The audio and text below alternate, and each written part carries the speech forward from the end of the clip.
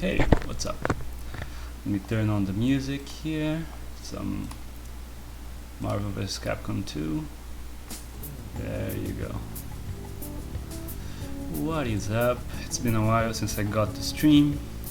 I was working on my other job since I woke up until last minute now. But I had this all ready to go, this sketch from a while back that I was hoping to finish at a time where I could stream. Usually, I get to do some artwork here and there, but I don't have the continuous amount of time that it takes to be able to sit down and turn on the stream. So yeah, just punching my clock basically, and I'm going to start on this right now. This is a play on why, if you're wondering why this is so verbose, this is a play on an old Spider-Man cover, which I have here for reference, which is a pretty famous Spider-Man cover. It was the most famous one I could think of with the Green Goblin, after he kills Gwen Stacy. And mine is actually going to have less dialogue because I want it to be readable in like a mobile screen, and there's just too much. But yeah, it's basically just done over that with Ridley as the Green Goblin for the Spider Metroid thing. Let me get my references for Samus up here, because I had to make her over-designed, that I really can't draw her just off of memory. Here we go. So yeah, this was the sketch, so I'm going to lower the opacity a lot. And I'm not going to do like super professional animation style line work. I'm just going to do, not as sketchy as that. Oh, I had the wrong thing up here. What happened? Here we go. So yeah, hopefully the volume is okay. I'm going to have music at full volume. If it's too much, people can tell me. So yeah, basically Green Goblin Ridley. There's no Gwen equivalent here, but it's not a 100% equivalent. Mostly I just wanted a cover that people would recognize. I kind of want to fix up the sketch before I go on to the final art.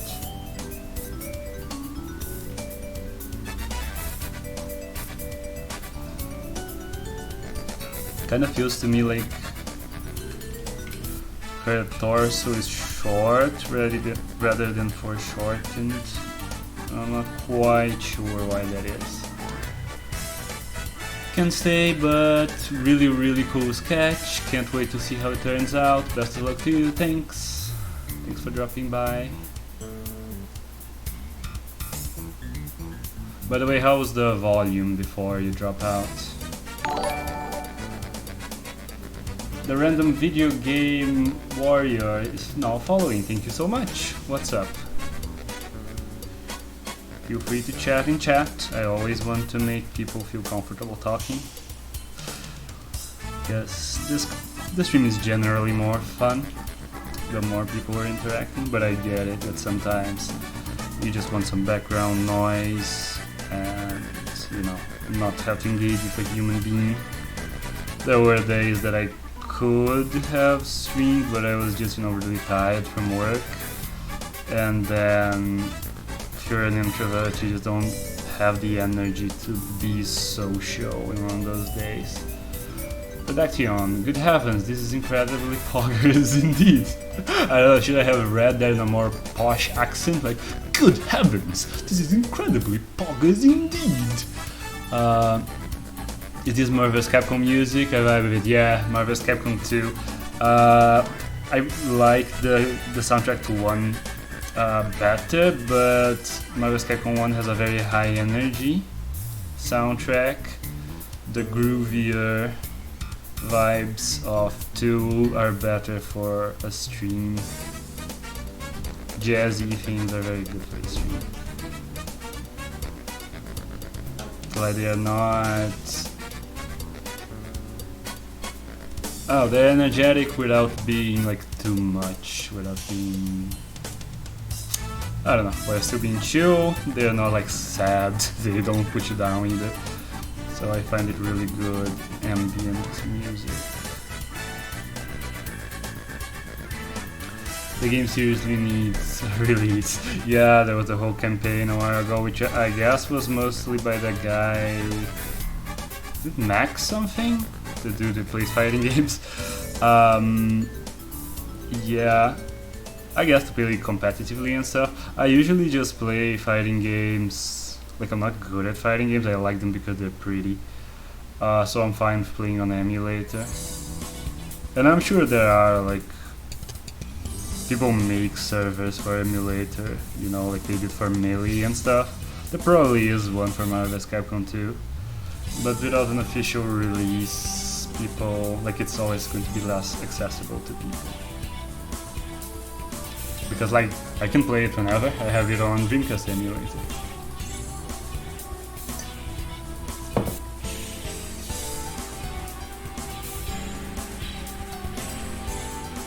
And yeah, I never really liked any of the ones after that. Again, not like actually good fighting game player, but one, they never looked as good as the 2D ones. Capcom never got good, at least this side, like the fighting game side of Capcom, never got good at 3D models the way they were good at 2D animation. The models always look like one generation old. So the games just look markedly worse than their predecessors, which is pretty lame. Especially for me, because like I like games for the art, and the art was really bad. But I also didn't like the gameplay as much. At least at the non-professional level. I found Marvel vs. Capcom 3 pretty annoying. And I only played, what was it? Oh, I don't even remember. Infinite. I only played Infinite like one time at a comic convention. Like I played 2, because they had like an open console that you could hop in. I played like 2 matches. But you know, I heard people didn't like that one either.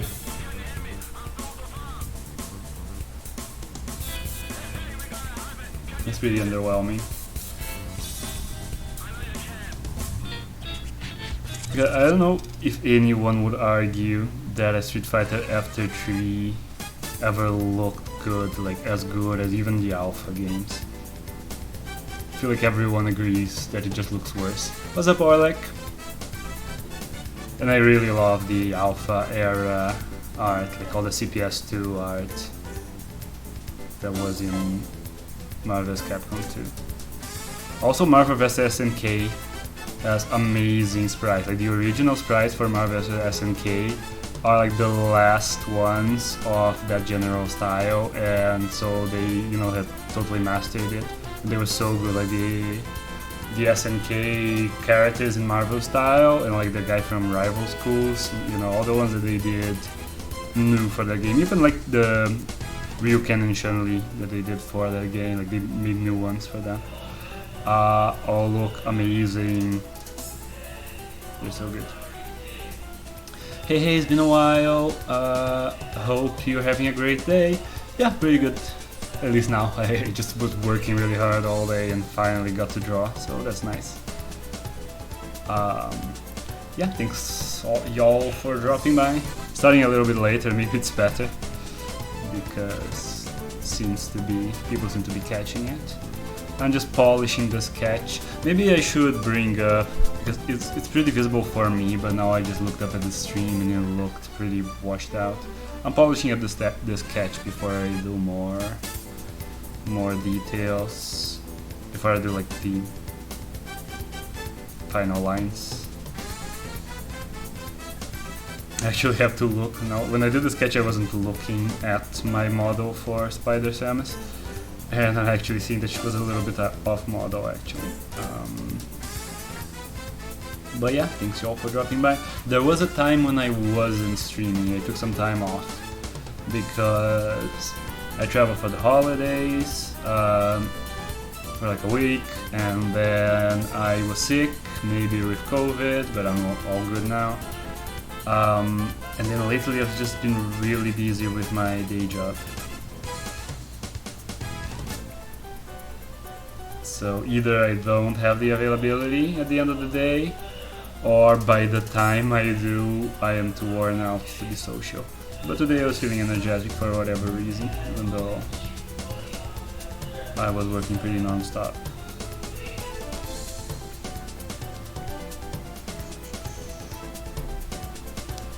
So, this is basically Spider Samus. I should invert it before I commit. Does it look okay? The head seems a bit weird. I'll just restart the head. I'll just do it from scratch. Always found that the expression a little bit weird, doing it from scratch. What is scratch in that context? I feel that just do what you gotta do to get by. Yeah. I mean, yeah, it's an extra thing. Like, I make zero money from streams. I just do it for fun. So, you know, I don't wanna have a huge break because I feel people will kind of fall off, and then I won't have people to talk to when I come back. But I don't take it as like a duty. I do it whenever I psychologically can. Hello, what's up, Blargen? Yeah, some days you just wanna draw in silence, take some energy to talk and draw at the same time. Yeah, especially, you know, I am kind of by default pretty introverted in that I need to be energized to... I've heard it described, and I think it's a good description, that introverts kind of use up psychological energy to be social, and extroverts like refuel their energy basically by being social. And I'm definitely on the first group there. I need to be energized. If I have a hard day or something, I just can't. I just cannot do it. Like, even if I enjoy it when I am in the mood, if I am not, it will be pain. How do hoodies work? Nobody knows. Impossible to tell, really.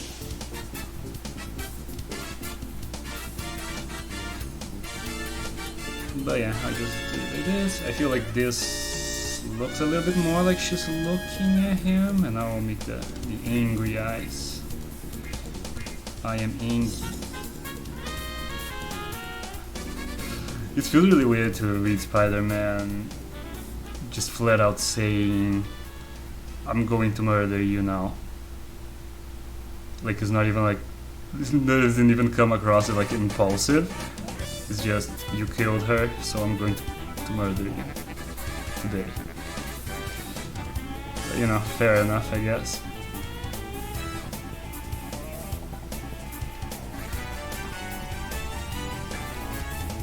So I feel like this is fine.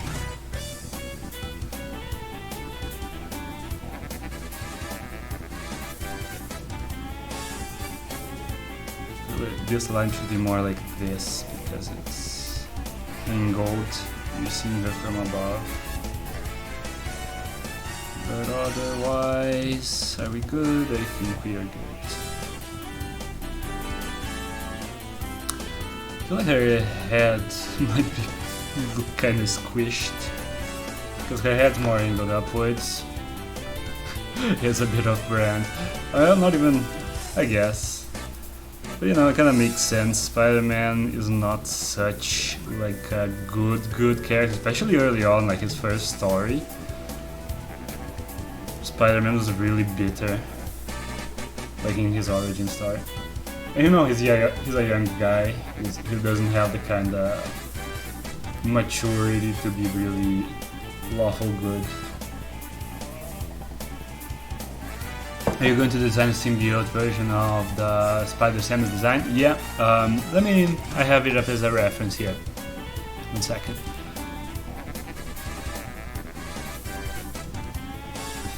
The ink looking a little weird today. Here you go. Here is like the final design that I did for the spider suit, and you see that there's a symbiote, like a black suit version, which is based on the Phazon suit from Prime.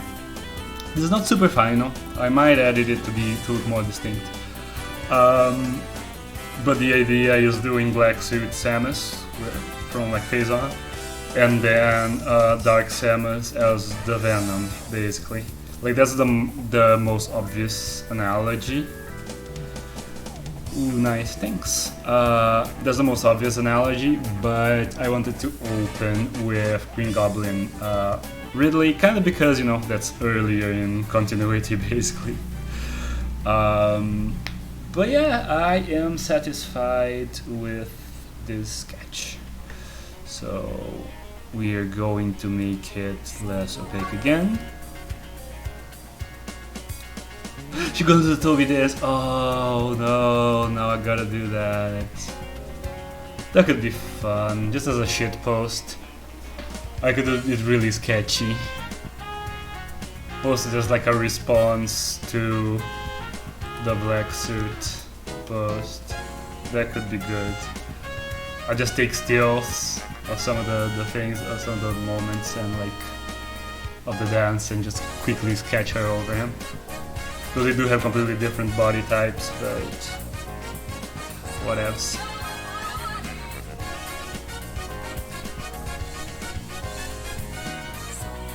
Are you using OBS to stream? You might want to put noise gate on your mic to filter out the background static. Oh, is it bad? It's usually not a thing. Let me check something. Is this better? I had a fan on. The other day people said it was okay, but now let me see without it. The Toby dance from Spider-Man 3, right? Yeah. So like, how does Spider-Ball get to work on this version? I think I'm going to go ahead and not tackle Morphing Ball, because there's a whole thing. How does being bitten by a spider make you be able to turn into a ball like that? That's just more than I want to deal with. Right now I'm contemplating whether I want ink style lines or this kind of pencil style lines. I think I'm going for a pencil. Give it a sketchy look, but still keep it loose. Not that much texture to it. Getting bitten by a radioactive, hyper-intelligent birdman. Yeah, I'm not sure why he would bite you though. Birds don't have teeth, that's a plot hole. Ding, plot hole. Birds can't bite.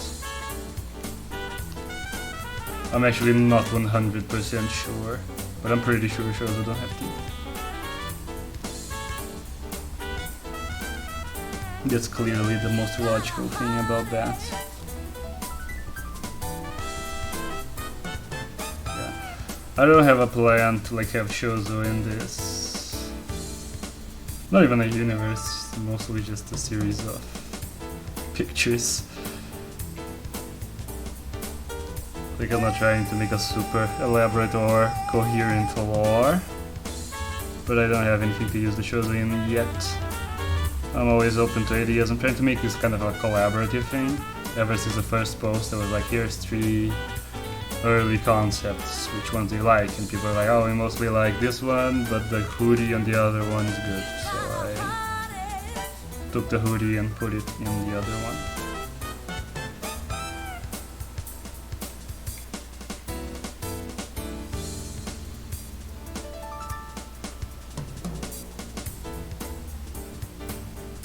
Because I like things being kind of community driven. It's a fun thing. All the internets.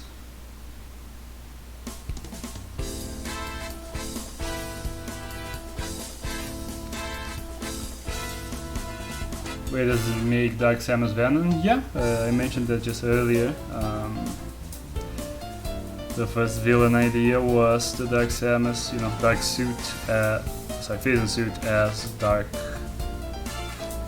dark suit, the black suit rather, and then Dark Samus as Venom. And maybe someone suggested this in comments as well. Maybe Sax as Carnage, like the more messy one. Because like her final version, when you're fighting her, she turns into a really goopy monster with like a jaw that's kind of falling off. It has more Carnage vibes. Makes sense. And like Phazon and X could in this universe just be two different colors of symbiote. Since that was a thing later. Like Carnage wasn't a red symbiote, it was a symbiote that got mixed with blood, I think? Is that right? I don't remember. No, wait. No, that was later. I think the original was red from the beginning. That was like the ultimate one? I don't remember. Now I got it all mixed up in my head. Yeah, I'm pretty sure. Yeah, that was the X one. The ultimate one.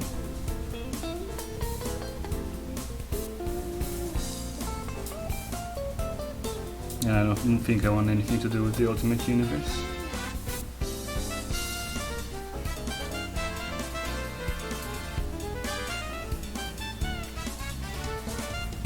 By the way, in Brazil, there really wasn't like there isn't a good translation for Endgame, like Avengers Endgame, the last movie. So they called it, like in Portuguese, but they called it Avengers Ultimatum. Which is a little weird, because they sometimes call, movies after specific comics that existed. And Ultimatum was like a big event in Marvel's Ultimate Universe. Which is like known as one of the worst comic series ever. Like the Ultimate Universe, aside from Miles Morales, is generally considered very bad, but Ultimatum is like bad within that bad. Like everything that was bad about it, which is basically just trying to be edgy and shocking all the time with no actual themes. It was all that 10 to 11. It was just killing characters in brutal ways, one after another. They tried to shock people.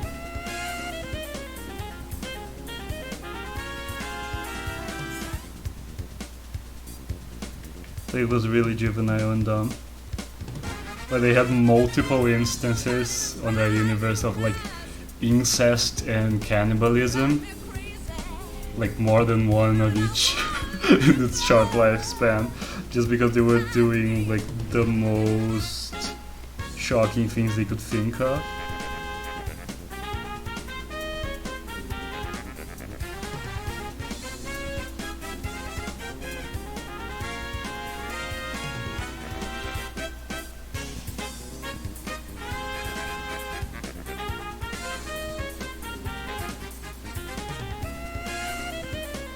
It was really...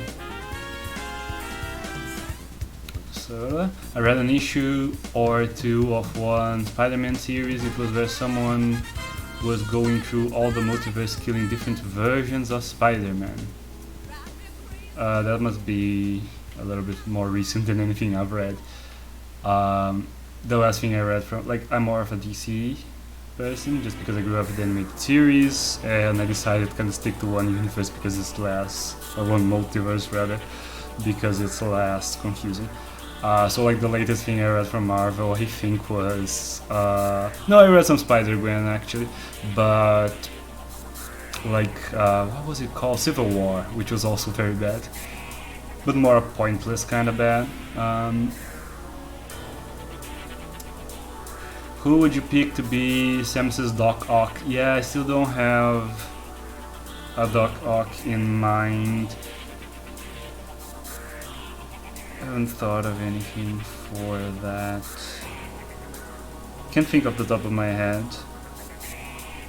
Like thinking of bosses. Or even like hunters from Hunters. From Prime Hunters.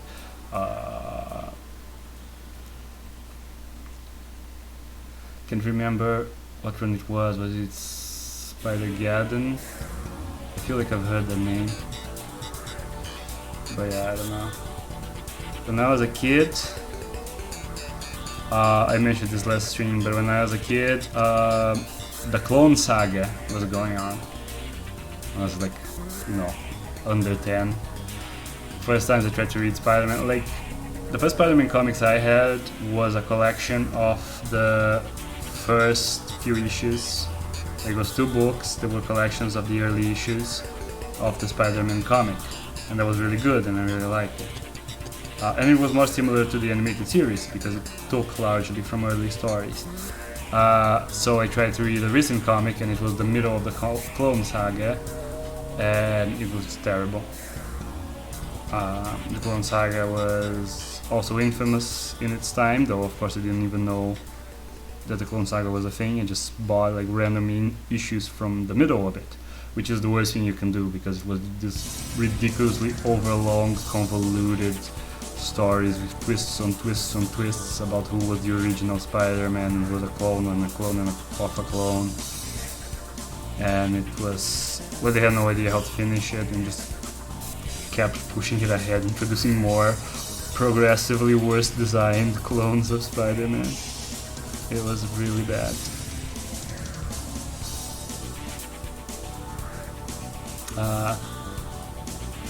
I was a DC guy too, mostly the cartoons from 92 to 2009. I did read all of Blackest Night and all tie-in comics decade, tie-in comics a decade ago. This is a pretty big undertaking. I would mostly recommend from either DC or Marvel reading standalone things, because like the comics keep going forever. Nowadays it's all crossovers on crossovers.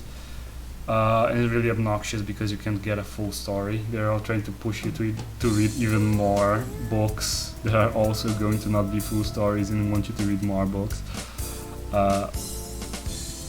So standalone stuff is a lot better in my opinion. Like the stuff I own is all pretty much self-contained stories or like early stuff. For this year, I'd recommend like the first issues of the version 2, I guess, would be the name, which is the post-crisis stuff. 87, they rebooted the whole universe. So you had Superman starting from the beginning, Batman starting from the beginning, Wonder Woman, Superman and Wonder Woman are really good. Batman had Batman Year 1, which was a new origin story, which was also really good. By the way, the 2 best Batman animated movies are Mask of the Phantasm, which is the animated series one, followed in my opinion by Year 1. Year 1 is pretty good and a good adaptation in general. So they sometimes just make the adaptations way too actiony or add really dumb stuff. I didn't even watch Killing Joke, I just heard the stuff they added to it, and like the story is already has its own problems. Like I liked it when I was an edgy teenager, but it has issues, and rather than fixing those issues, they decided, no, let's just make it 1,000 times worse. So yeah, the adaptation sounds pretty freaking awful. So I just kept, oh hey Gauntlet Queen, what's up? I like that Phantasm got referenced in Justice League. Yeah, they brought her back for a cameo in the very end. But the Phantasm is so good. Mark Hamill killed it as the Joker. Yeah, literally. No, Mark Hamill's iconic as the Joker. By the way, I started watching The Long Halloween with my girlfriend. It seems pretty good, and the guy who's doing Joker is just doing a Mark Hamill impression. It's kind of old now, but Mark Hamill just defined the role forever. Oh boy, are you complaining about the Killing Joke editions? Yeah, I just heard about them. I didn't even subject myself to that movie after hearing what they added. Oh god, Killing Joke's opening. I hate those. I'm okay, working on some stuff. How's it going with everyone here? Clover Limit, what's up? I didn't even realize it was Clover Limit. I need to like actually read the names. Same with Kevin Conroy. It's hard to beat those two. Yeah, they're fantastic. I think we have a visitor. What's up? Yeah. Hey. So I didn't want to interrupt you all. No, it's cool. My friend just dropped over to talk. We have a pretty active chat today too, which is nice. After stopping for such a long time, I thought it was going to be slow for a while. I was watching you for a while right now, just to understand what was going on before I jumped in. Yeah, we're complaining about comic books. Yeah, I don't have much to offer, but I like hearing you talking about it. Yeah, so basically and reading. The Killing Joke, I can introduce to you. You can be like the protagonist that people project onto to like learn new information. You know, you put in the character that doesn't know anything about the universe. So I'm people, Harry Potter. Yeah. So I can talk. I can explain it to you, and people who don't know will know. The Killing Joke was written by Mendes, like Moore. I'm forgetting his first name. Alan Moore. Alan Moore, okay. Yeah, and you know he's good, but that story, he himself, yeah. He's where the comics. He himself doesn't like that comic very much. He said it in an interview, which was cool to read because like I liked it as an edgy teenager, as I said. But then I reread it as an adult and was like, this is actually, I have problems with this. But he himself says, you know, that's kind of a lot of sound and fury signifying nothing. Like it's shocking for shocking's sake in a way. It has some cool themes for the Joker, but like the core of the story is kind of shock value. Gotta reset the playlist. So makes sense. Nice. I don't know these things either. Yeah, it's good. And hello everyone. I don't know if I introduced myself. Yeah. So let me lower the music even more so it doesn't drown you out. So so they made an animated adaptation. DC does a lot of direct-to-video animated adaptations, and usually the way they mess it up is by trying to make everything actiony, because for some reason the movie market put it in their head that superhero stories are action stories and they need to have fights, and then they're making adaptations of these really iconic, well-liked comics, and they're like, there aren't any fight scenes in these. And there they put themselves in a predicament. What conclusion do I take from this? Am I wrong that comic books are only good if they have a lot of punching? Or should I change the classic works that I'm adapting because they're classic works? And they went with option B, fuck it up. So they just added a bunch of fight scenes, like they cut good scenes to put it over long fighting. Everyone the Barbara Gordon stuff was a shock. So yeah, I'm kind of being roundabout. So in the Killing Joke, they were worse than that. They added like a subplot about like Barbara Gordon, who's Commissioner Gordon's daughter, and Batgirl, and much younger than Bruce. Just like she gets really angry at some robbers and stuff at some point, and then like Bruce stops her because she's like beating them near death, and then she's like, let's have sex now, and then they do. And that's very wrong in a lot of ways and doesn't tie into the story, and only really makes the story a lot worse, because the story was already kind of the problem. The story was already pretty sexist if you think about it, because that's the story where Barbara Gordon becomes a paraplegic, and that was used for a lot of really cool stuff. I like Oracle, I like paraplegic Barbara Gordon. Kind of wish they hadn't walked that back and made her be paraplegic just for a couple of years and then get better. But even though I do like newer Batgirl stories with her, like I think Oracle was not worth dropping. So it was already a story where a woman becomes crippled and is largely just done to advance the character arcs of men. based on Okay. how they feel about that. Like Gordon, like Joker does it to prove a point. Gordon is the one who's being tested by it. Like It's only, it's she's only a plot device. yeah, she's basically a narrative device. I'm gonna take you for a ride, yeah. That's the. So yeah, I let the comments add up a bit, but I found the dynamic between Batman and the Joker really good, and yeah, that was already in the original story, and that was kind of the interesting stuff. Like mostly Joker and a bit of how Batman behaves relative to Joker. Like a lot of that, like that was used in the Dark Knight, a lot of it. There's some cool stuff there, but the way he went about it, like the way he precipitated their conversation, was like really not okay. Killing Joke was theatrical, really?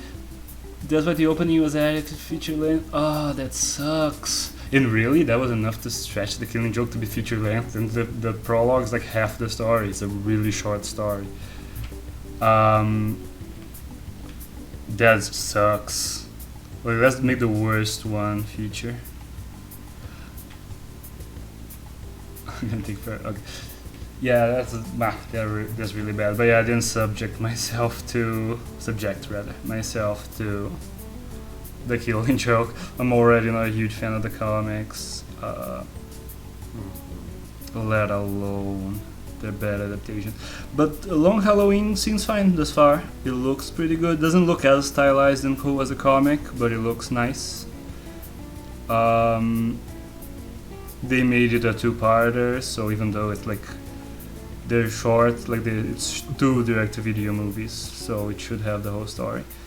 And I don't know, they haven't done anything spectacularly stupid. Like if anybody watched Hush. Hush is already not that great. I also enjoyed it when I first read. I was probably, early teens. I enjoyed it because it was my first big dumb crossover with all the villains in one epic story.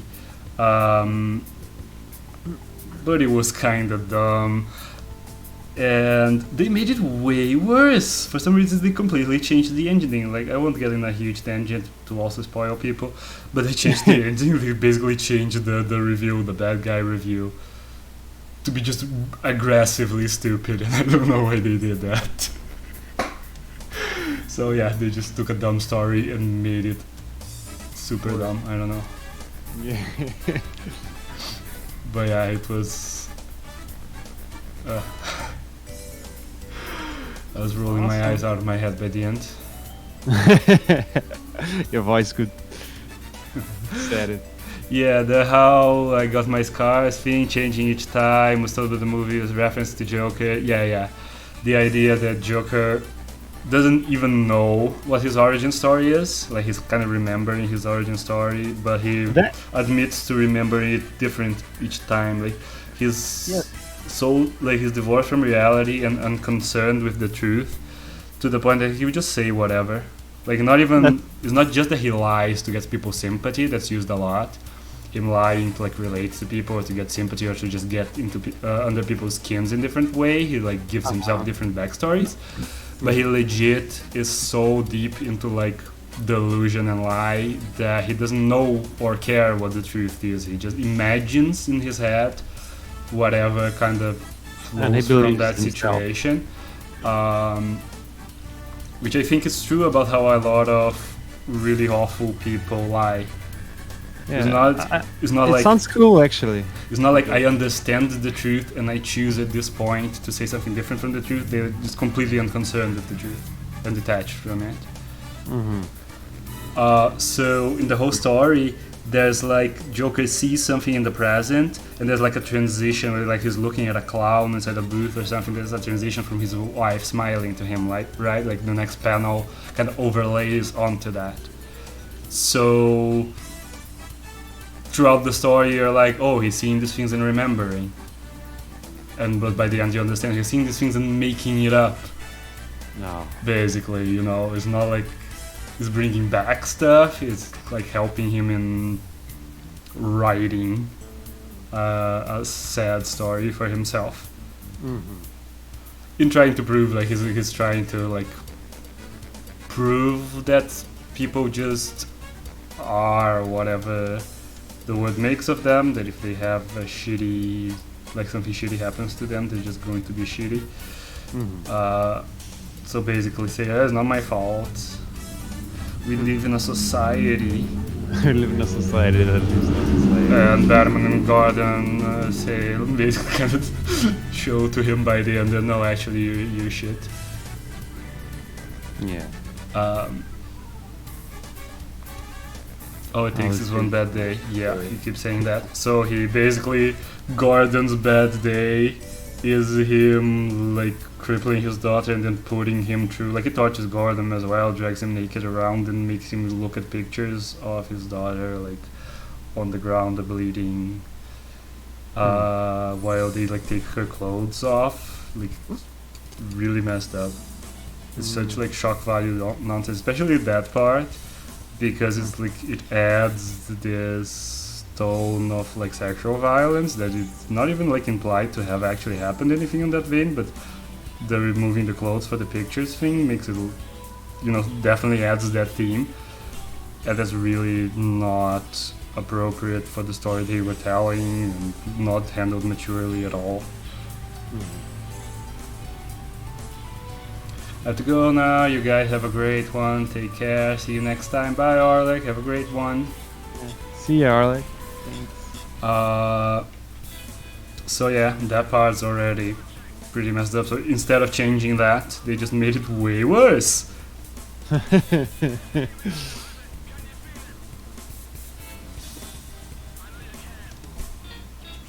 Always can change for worse. Yeah, that's the motto of comic adaptations. You can always make it worse. If it was only comic. Yeah. I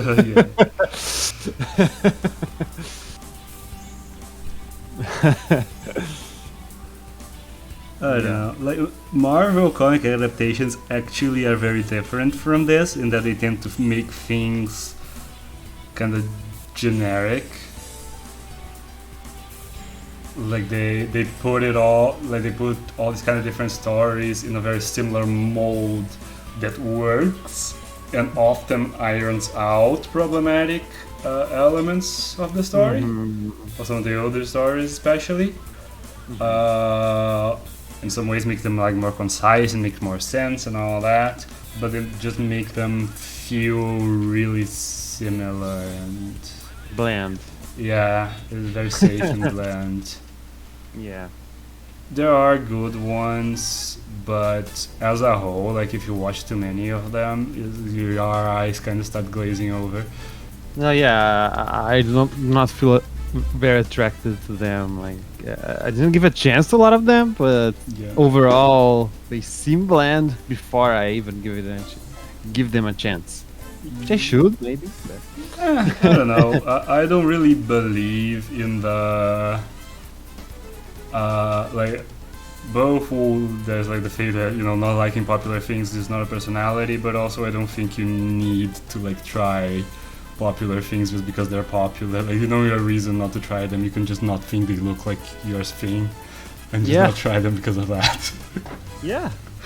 I kind of lost the whole MCU thing happening. It was happening, and I wasn't a part of it. And then I hopped in pretty late. I started watching them when the original Avengers came out. Like the whole first wave, I didn't watch any. I just didn't happen to watch any of them. I watched some of first wave before I thought it was a wave. Then when I realized there was a lot of movies that were a continuation of those that I have watched, like they were their own thing. Yeah. Like Iron Man 1, I thought it was just one movie, right? Yeah, I mean that was the first one, so by itself. Yeah, I watched it. It was. It's also weird for Joker in general. Like I know he knows it takes a lot to break Gordon, but even then, Joker's never really sexual. Yeah, Joker generally seems asexual. Like he shows.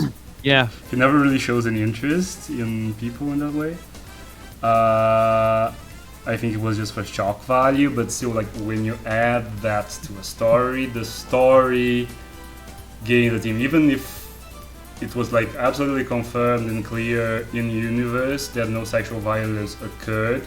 You're adding the theme of sexual violence by showing a woman who suffered violence in a helpless position being disrobed. Yeah. Like that itself adds that theme, even if for the characters the connotation wasn't there. It is there for the audience. Into Spiderverse is a better version of Ultimate Miles Spider-Man. Yeah, everyone on Joker really loves Batman. Yeah, the theme gets used a lot. I kind of don't like it because he has like the kind of thing about, you know, the gay villain who's obsessed with the straight man and kind of pursuing him. There's kind of a gay panic connotation to that, even though, you know, I'm joking, by the way. Yeah. But that is like a joke that people make a lot, and I just wanted to talk about it. Yeah, it could be Like that analyzed. interpretation of the Joker, It could be because analyzed in a love-hate, but not in a romantic way. But yeah. But people sometimes put it in a Yeah. romantic way. people always put every. yeah. Because I don't care. I ship it. Ship it. Yeah. I need to bounce to focus on some audio-based stuff. Take care, dude. Yeah, okay, I was wrong. I actually read it right.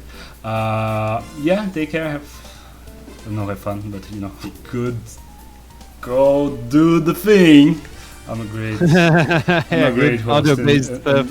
broadcaster, and so really flows. Yeah. But I don't know. I feel like a lot of people kind of push Joker, even writers, kind of push Joker in the gay direction because they kind of grew up with media that portrayed like villains as gay, and like a way to make someone seem deranged was to make them gay, seeming at least. Yeah. Or really obsessed with the straight man guy. Like, there's like the Maltese Falcon dude. Archetype. So yeah. Yes, problematic. Yeah. It's problematic. Ugh. But yeah, I try to talk about the kind of stuff without seeming like the problematic police. Because the internet has a really unsubtle way of going about these things. You know, like, you need to worry about the connotations of these things because it comes from this kind of culture. No, you did the thing, and so you are supporting the bad. Like, this has bad connotations, possibly that may be taken bad, so you were making those connotations impossible, so on purpose, so you are in favor of the kind of bigotry that could possibly be attributed to that, so you are a bigot. It's like, Yeah. they go from step one to like the final step instead of trying to, you know, inform people on how stuff can be taken different ways and how to check the biases that they grew up with. Yeah, calling someone who draw the naked woman on that comic a rapist is not going to help. Yeah. Yes, the guy Phil, what's up? Thanks for the follow, that guy Phil. Yeah, it just kind of goes. That's too much, man. It goes from 0 to 100 immediately. Turn it up to 11. Yeah, you never, stuff's just essentialized. Yeah, that's probably like if you do a race, like the person unconsciously used a homophobic thing, so they are a homophobe. Like, no, we grew up in a homophobic society. We internalized a bunch of stuff. You have to help people educate themselves and uninternalize stuff. Yeah.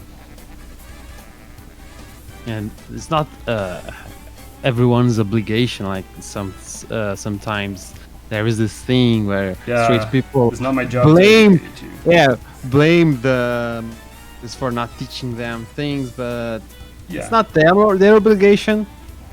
But either way, there should be a movement for more To educate people. education Yeah, we should generally instead try. of just blaming everyone without any. We should generally try to educate people rather than like. I'm not sure what the plan is exactly. I think we're going to exile them all.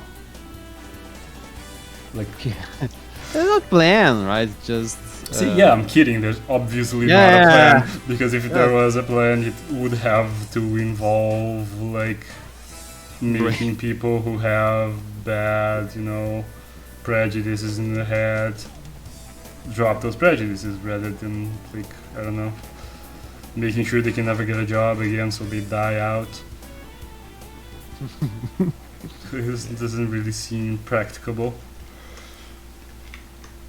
But I don't know. I try because I am generally privileged. I try to make it my job to try and educate people if I think they're doing anything bad, because it's a lot easier for us than if someone's being homophobic, it's a lot less emotionally taxing on a straight person to try to educate them than in an LGBT person who will be there's a lot more traumatic for them, and really you can just push that on them. I was thinking about it today. It is not the minorities' obligation to teach them. It is exactly the privileged ones who normally are the ones who are flaming on Twitter. They should educate people because we privileged people should spend more energy and saving the harmed ones from having to educate people. Yeah, I feel like white American teenagers who already spend all day, flaming people. Flaming people on Twitter, they could use their energy in a more constructive way, probably. Yeah, those are the ones with energy left, right? Yes, really, behind those anime avatars, I feel like it's mostly white American teenagers. Yeah. Arkham Origins have some of that. I saw on Obsession more than Romantic. I thought it was an interesting character dynamic. Yeah, they do a lot. The Obsession thing I'm all for. It's just not queer coding that. Yeah. Because I feel like the Obsession thing is in most of the modern stories between Batman and the Joker. But he's more obsessed with this theater that he has them playing.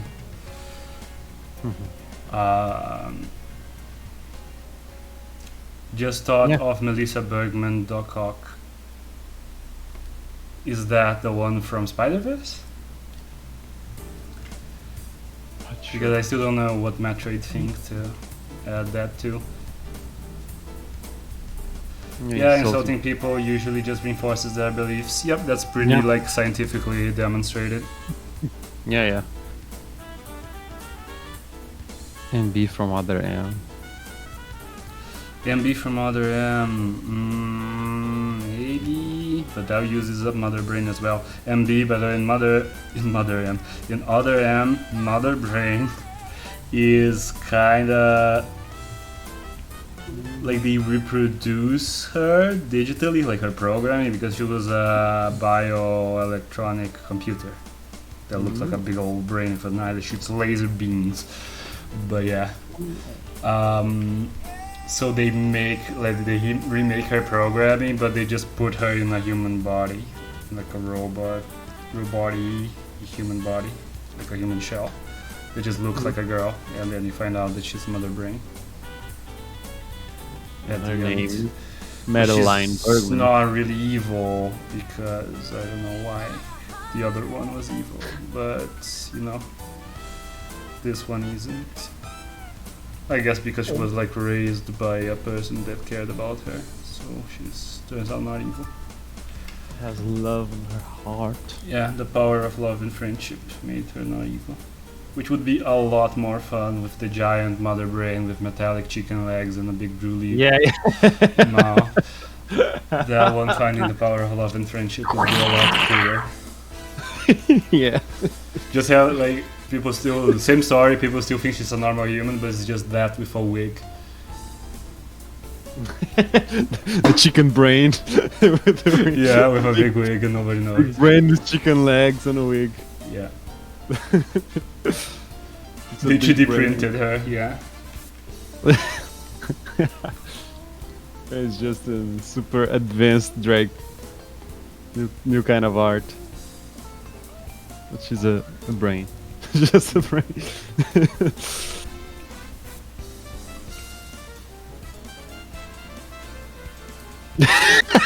I love you, mommy.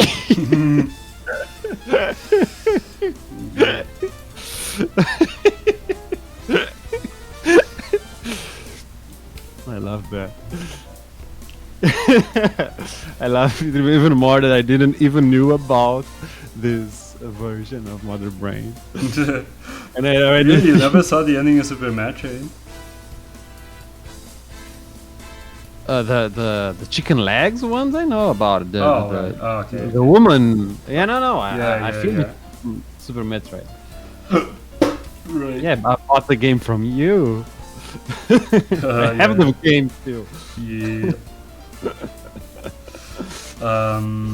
But yeah, Other M is not great.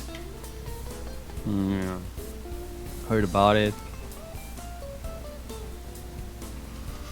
It's sad.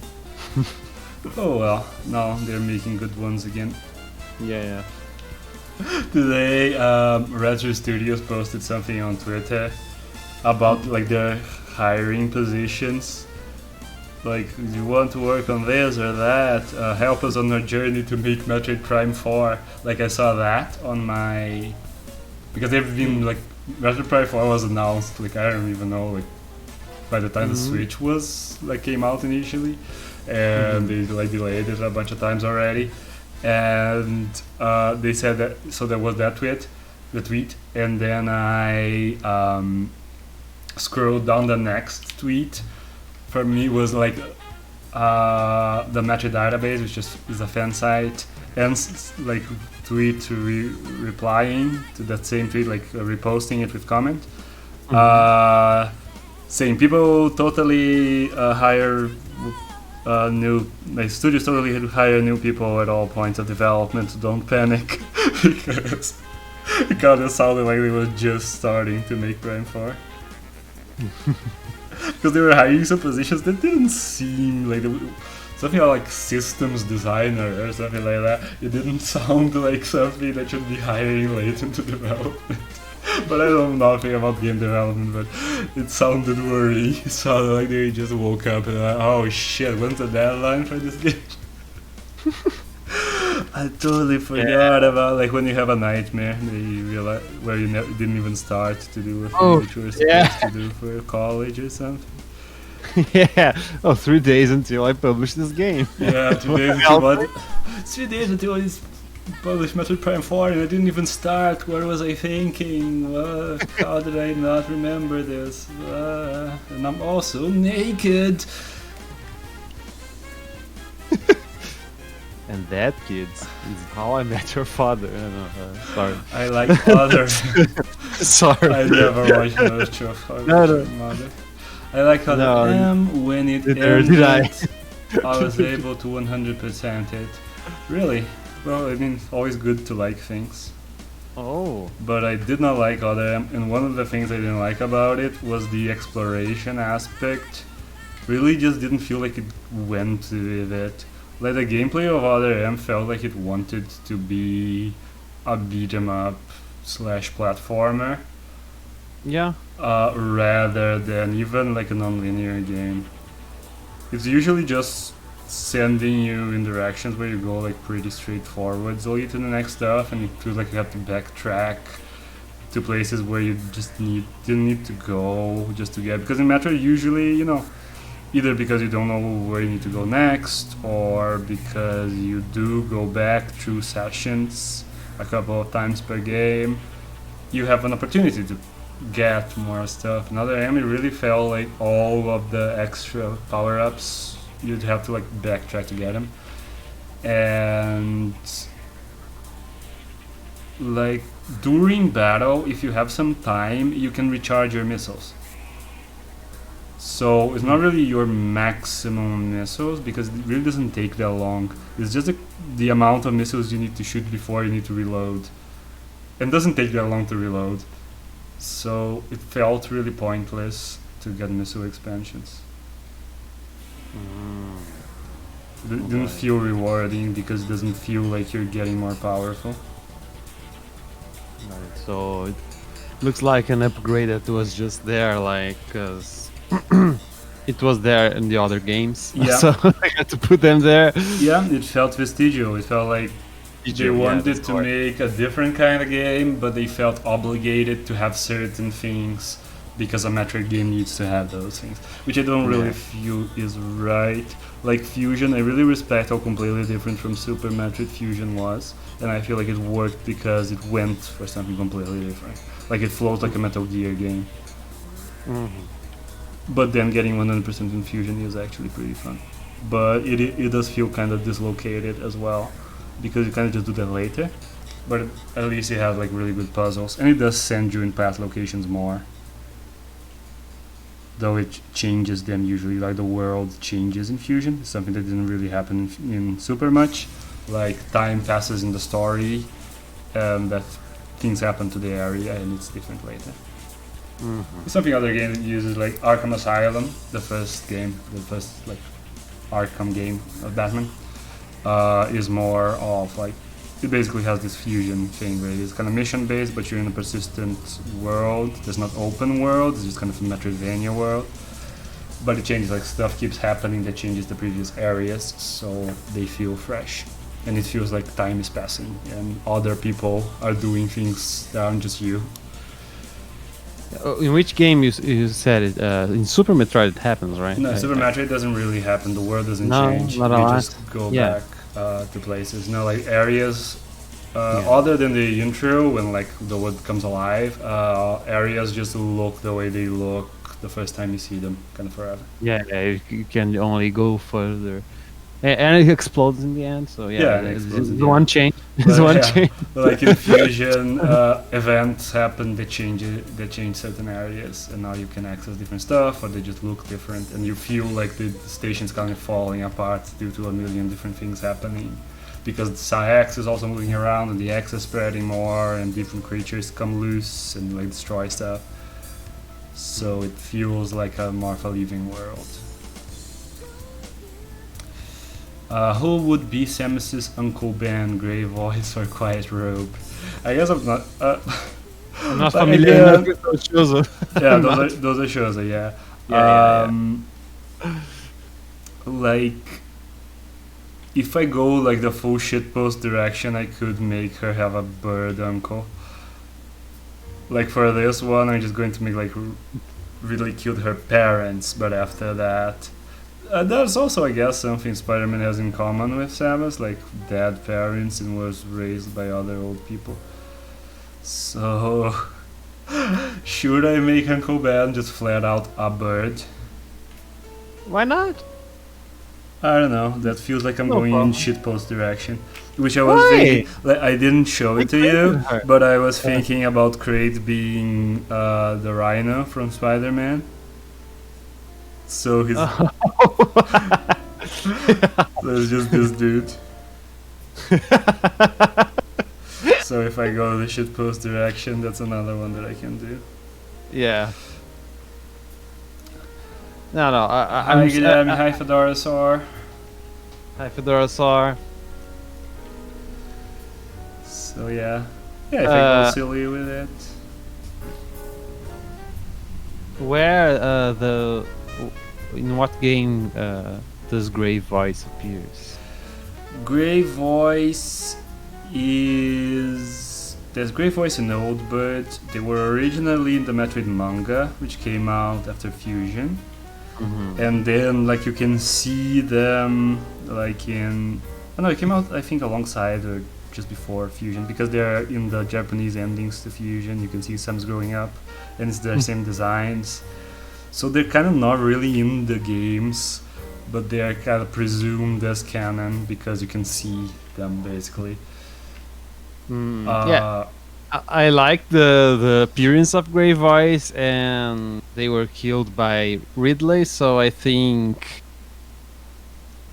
Grey Voice is a great candidate. I don't think making it a bird is just cheap, because she was created by birds.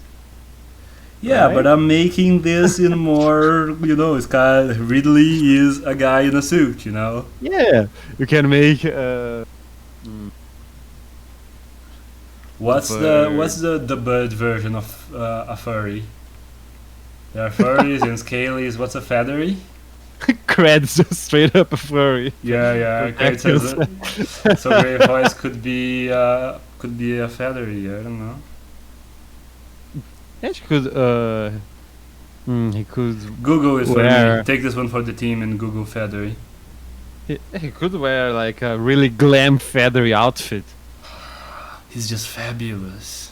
Just fabulous. It doesn't seem like really fabulous by the appearance. Yeah. That's Uncle Ben. But I don't see no problem with that. Just fabbing it up. Let me see. Feathery furry. What am I doing? Yeah. Oh no. Oh no. That has to be a thing. I've never seen. I don't think I've ever seen it. Weirdly enough. Like, I used to be on DeviantArt. Like, I saw a lot of furries and vor and like dragon people. All the stuff was there. Mordecai. Yeah, but it's not sexual. Not sexual. I'm Do you talking really want it about like sexual? within the furry community. Yeah, I know furries Okay. are theoretically not necessarily into it No, in no, a no. sexual way, but that's kind of really central to the culture, and it was since like the 70s. Hey, it is really central. No, I was talking about an inspiration for Uncle Ben. That was Oh, my- okay. No, I was talking You're my about focus point. whether the feathery community is a thing. Are there furries but birds? That's now the central point. Yeah, it's Feathery important porn. for science. Oh Jesus! Yeah, I just found a furry version of a BoJack Horseman character. Who is a bird? BoJack's girlfriend at some point, who is voiced by Linda Kudrow. I forgot her name. Phoebe from Friends. Oh, okay. I don't think I remember that character. Lisa Kudrow. Lisa Kudrow. I'm very bad at words. Apparently, some people use the word avian for bird furry. Thank you. Avian. Okay, thank you for the words. It's already looking good, thanks. Sam Zenko could be a guy with a big looking nose. I guess he could be kind of look like the vulture. Yeah. Just a dude who has a big nose. And dresses in a birdy way.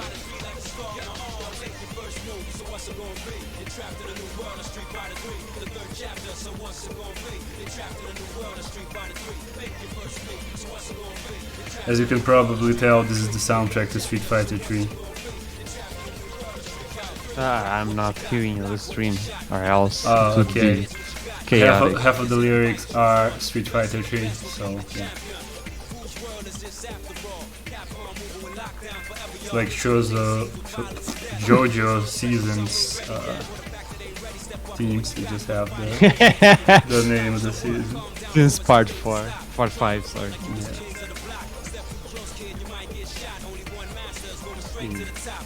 Street Fighter 3.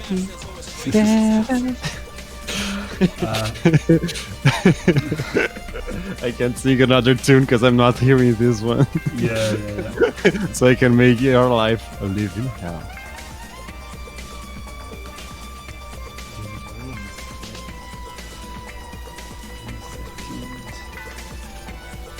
Rey de Mysterio.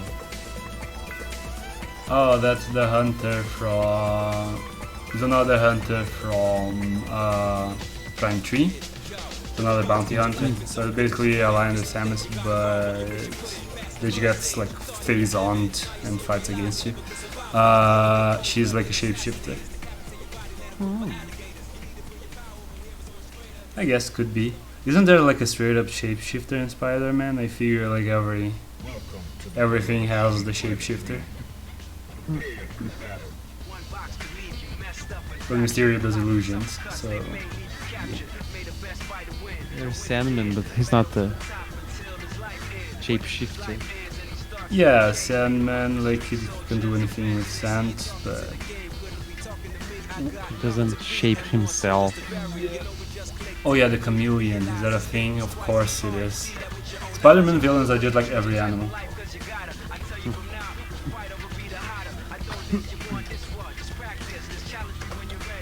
That's the chameleon. Oh, I remember. Mm-hmm. Yeah, okay. He has like instead of he doesn't like shape shift. He's like he doesn't have a nose, so he's a master of disguise. Because you know he can put more stuff on his face.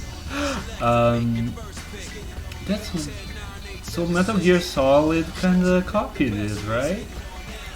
Because Decoy Octopus is the dude you never really encounter because he's dead. Like he dies in disguise. So the only time you see him, you thought it was someone else. But he's like a dude in Metal Gear Solid 1 who like his thing is he's a master of disguise and he doesn't have a nose either. He has like a kind of caved in face with no nose. I guess he like removed. He either was deformed or removed stuff in his face to be better at disguising himself.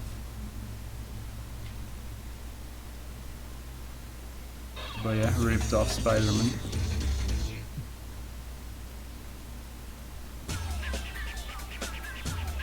Yeah.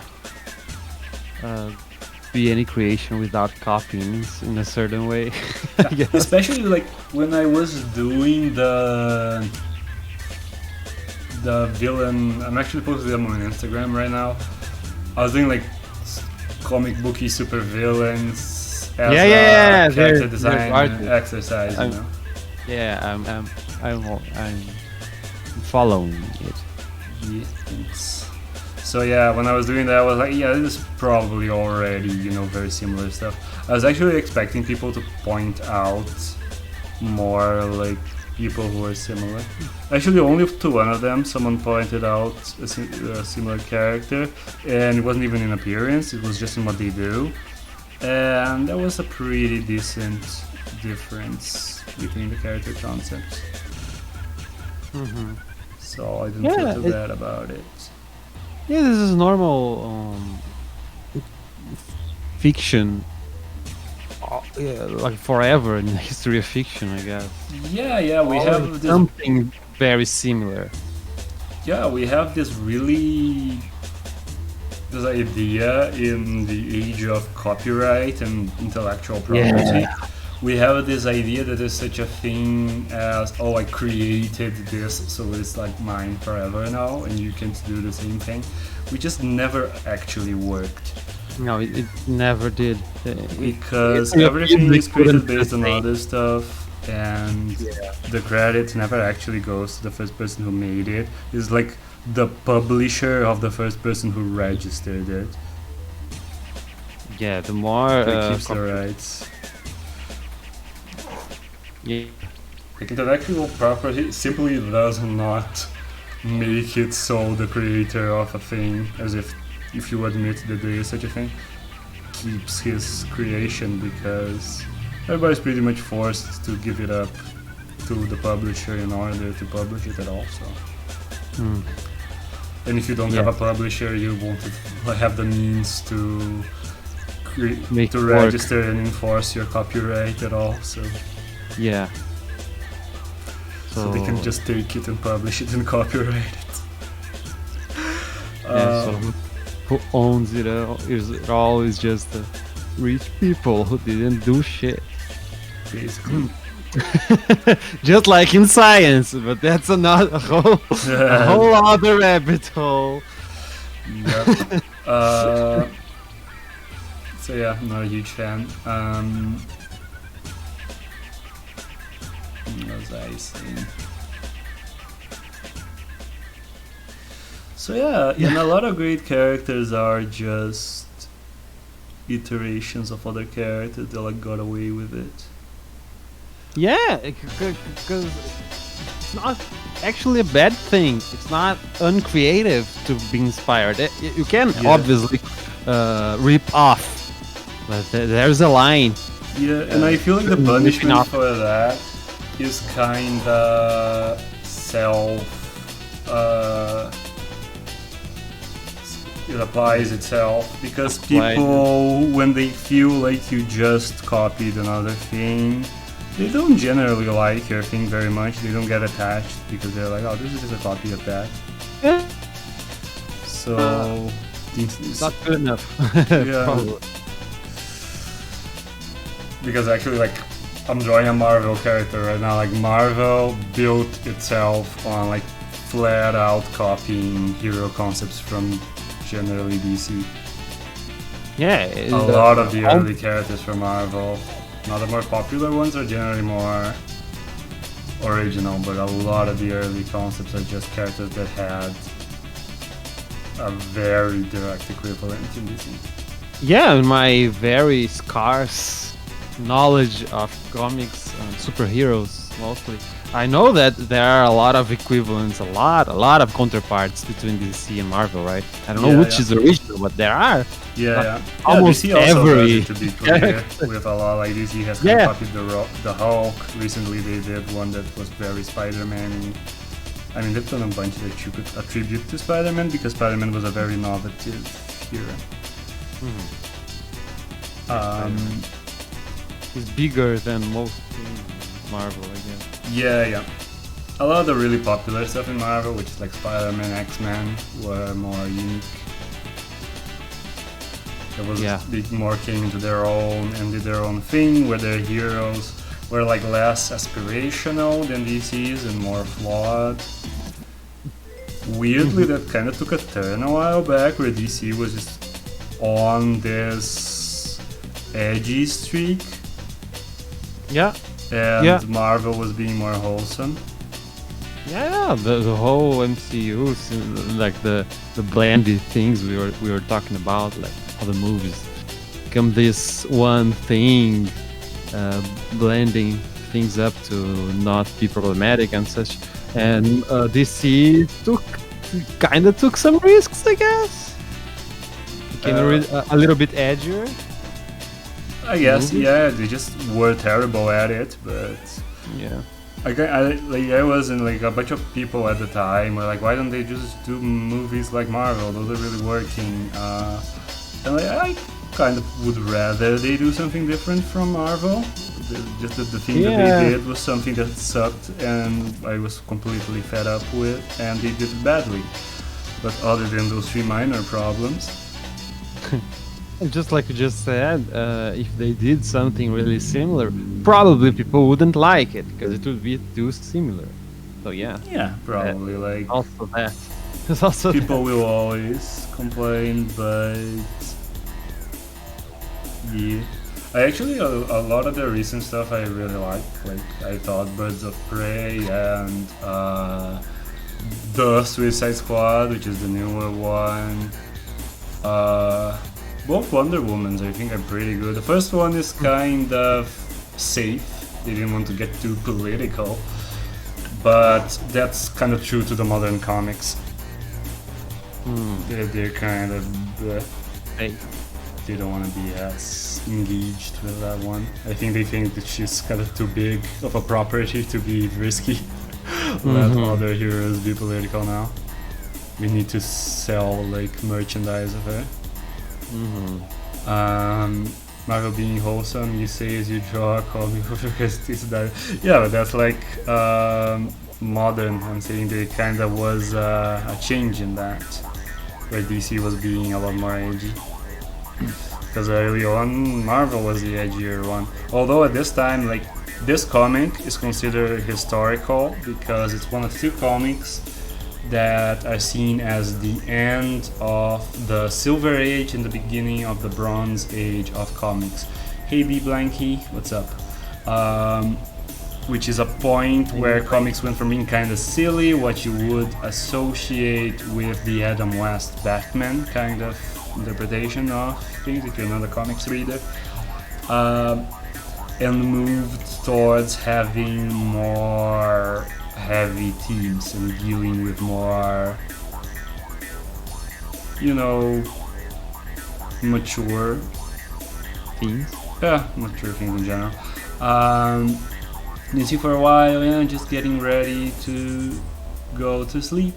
Okay, cool, thanks for dropping by. Yeah, I didn't stream for a while, unfortunately. I stopped for a bit, and when I came back, I didn't find that much time to do it.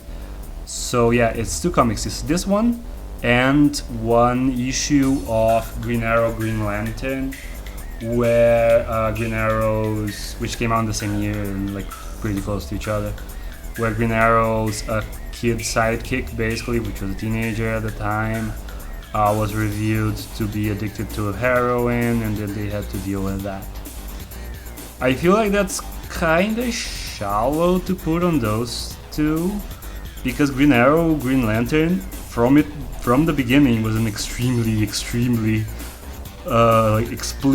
political book. It was like about American politics straight up from the first issue, just explicitly so. And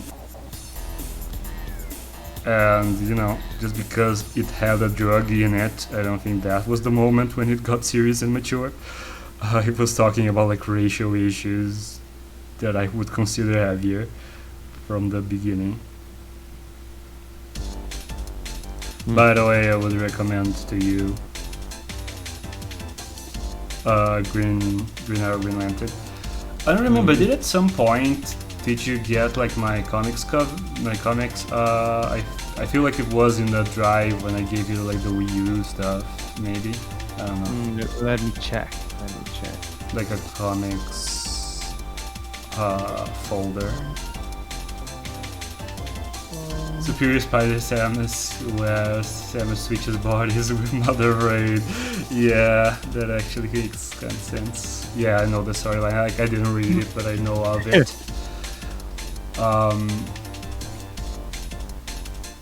Sorry, did you answer the thing? What was No. I'm looking for it. Okay. If not, there's like really good websites where you can get comics. There is one that is called Get Comics. I haven't used it in a long time, but it feels like a professional site. It feels like Netflix. Like it seems so like it's really good presentation and all really smooth, and it just has every comic ever. I basically don't invest in buying comics before giving them a read, so yeah, I do go to this stuff, but it's been a while. I hope it's still up. I'll check. I have some comics here. I wouldn't have it just by my own. I guess it's from you. Yeah. Yeah. Does it have Green Lantern and Green Arrow? Green Arrow. Just Green Arrow. Inside that folder. Okay, yeah, Green Lantern, Green Arrow. Yeah. It's just because this is the only Green Lantern story I have, but not the only Green Arrow story I have. Because Green Arrow is great. Oh yeah, I have some things here. I have Scott Pilgrim. I have to reread it because my comics were not returned from me. So yeah. Yeah. To me. Returned to me. That's a loss. Yeah. I should read them in English anyway. Oh yeah. But I didn't. They're supposedly, did you see that? I don't know if you talked about this, but they're going to make it was announced as an anime series Oh. of Scott Pilgrim. Oh. No, I was not aware of that. Yeah, I don't know if it's going to be in the style of the comics or if they're going to make it in more of an anime style. Because sometimes they say like even like Castlevania, I think is usually called an anime series, even though it's made I think in Canada or something. Okay, it's like anime as Avatar is an anime. Yeah, which I feels weird, but okay. Yeah.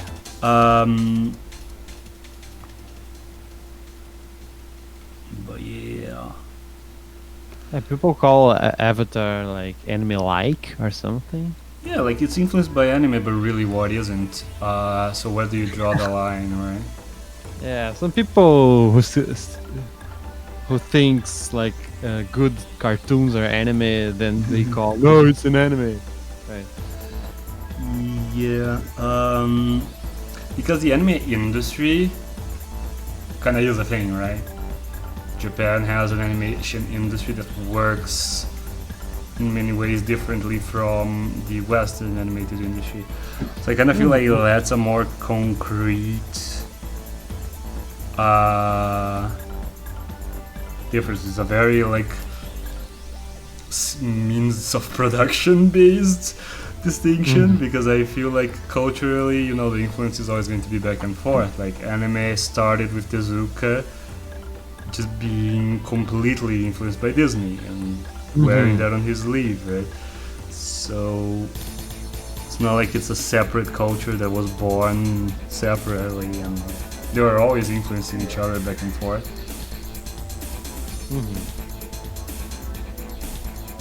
Yeah.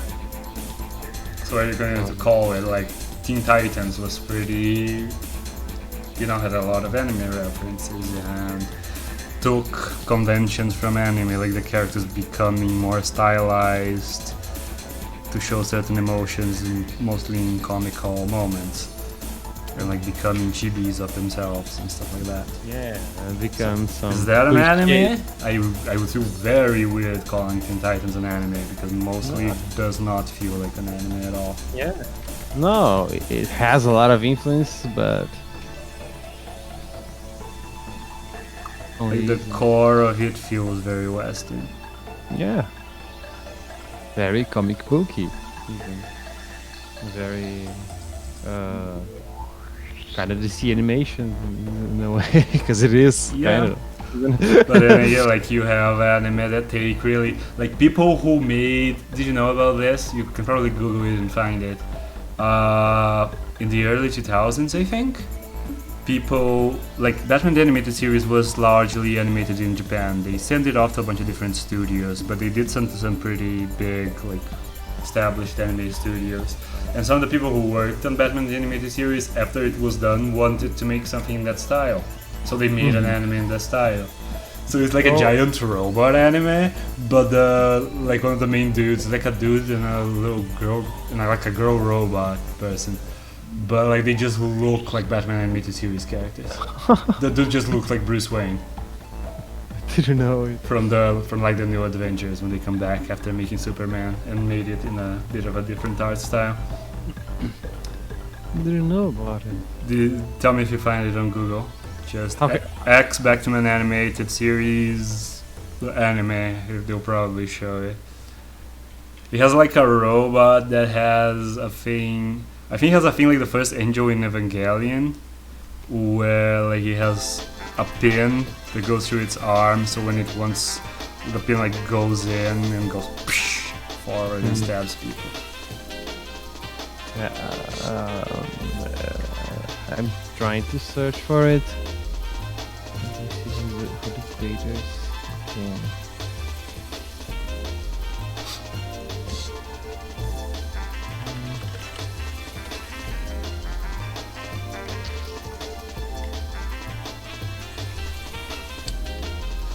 I'm going to procrastinate on doing her shoulders. I created those sort of shoulders and immediately regretted it. Okay. Dear way to elaborate. They're like, oh, I'm going to make the spider make her big shoulders because it can't really make the shoulders be that big. So instead, because it doesn't work for Spider-Man, you need to be able to lift your arms a lot. So, and it's generally a skinny suit. So I'll make the spider, make the shoulder, so call attention to them and makes them more characteristic. And the shoulders usually are kind of sectioned. So yeah, it's gonna be great. It's a brilliant idea. It's a pain to draw. Yeah, let's do the Green Goblin. So even though this is based on a 70s comic where Green Goblin wore like a rubber suit, to make the Ridley variant, I was more inspired, more based on the William Dafoe suit. Oh. So it's going to be like a Power Rangers villain type armor thing. Not finding. Really? This anime. Yeah, If you Google like Batman animated series robot anime in images, does it not? tried. No, it's a lot of anime, Batman middle series images. Oh wait. Yeah, I have no memory of the name. I will find it. Let me see. Now I gotta Google it because of people watching. Yeah. Is it the big O? Green Gobbler of Doom. Is that what? Okay, so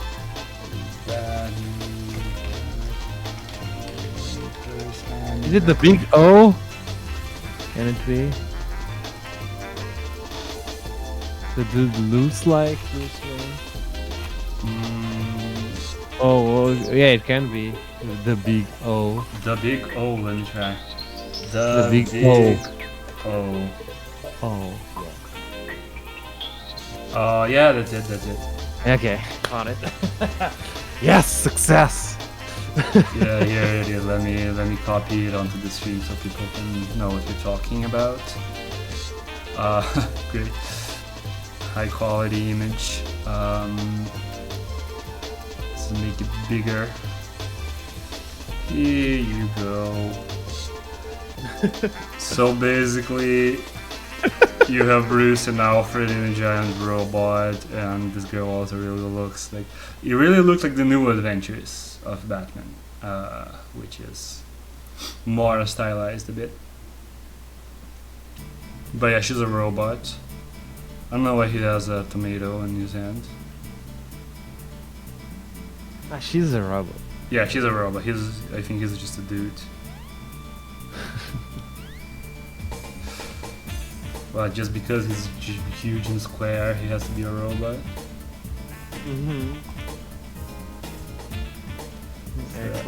The robot's really weird. Oh yeah, I should watch this sometime. Looks pretty.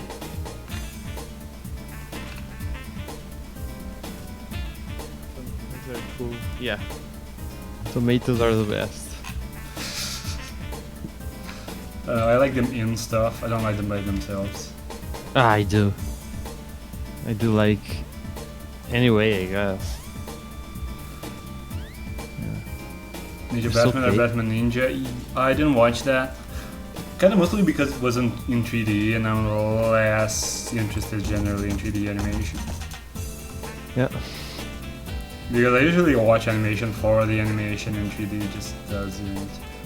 Now there's some big, some of the super expensive movies are prettier, but a direct to Netflix thing, which I think that was. Like if you look at just a generic frame, like this could be a frame from Batman the Animated Series. Even the backgrounds, they just took the same style. It's just straight up. So it's kind of interesting to see how like their take on it. There was a clip people use sometimes as a meme. Do the evolution? What? Sorry. I tried to guess what you're going to say. No, it was a meme of. They just used the clip of the video. It wasn't like properly. I mean, they just used on the internet a different context, which was the who's driving? Barry's driving,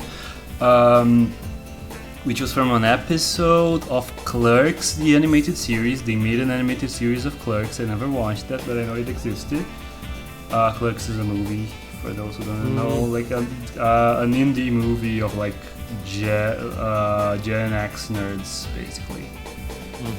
Working in a game store, talking about nerd things, and then the story. Anyway, they made a whole universe out of it. It's the Kevin Smith thing. We have a friend who is a fan of Kevin Smith. Yeah, I just searched for the animated series, and clearly one of the characters is Kevin Smith. I didn't even know it was a movie with Kevin Smith. He's a guy. Yeah, It is very, he's a guy in Clerks, magical. and then they made an animated series about his character and this other one.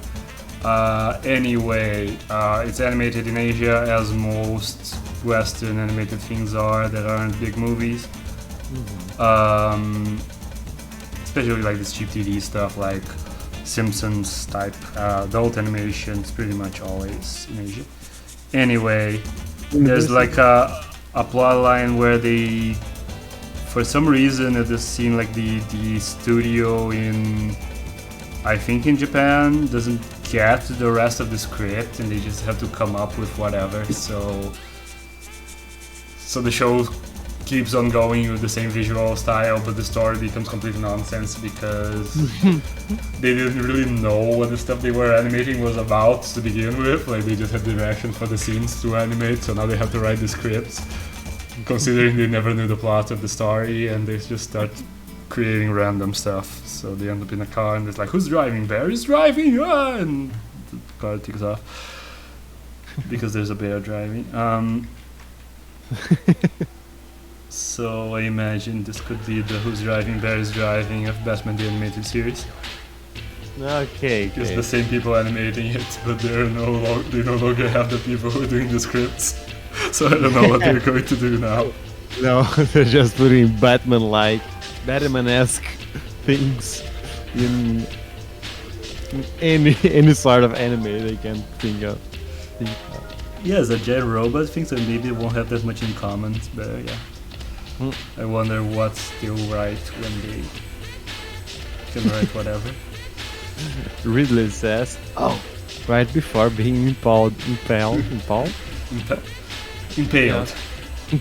yeah, By his On own glider. Yeah, that happens in, well, it happens in Spider-Man, the comic book, but it also happens in the Tobey Maguire movie. It happens with Dr. Octopus, right? No, it happens with the Green Goblin. He Green Goblin, himself there's a- with his yeah. own glider thing. It's the. But there's also how he dies in the comics. Forgot.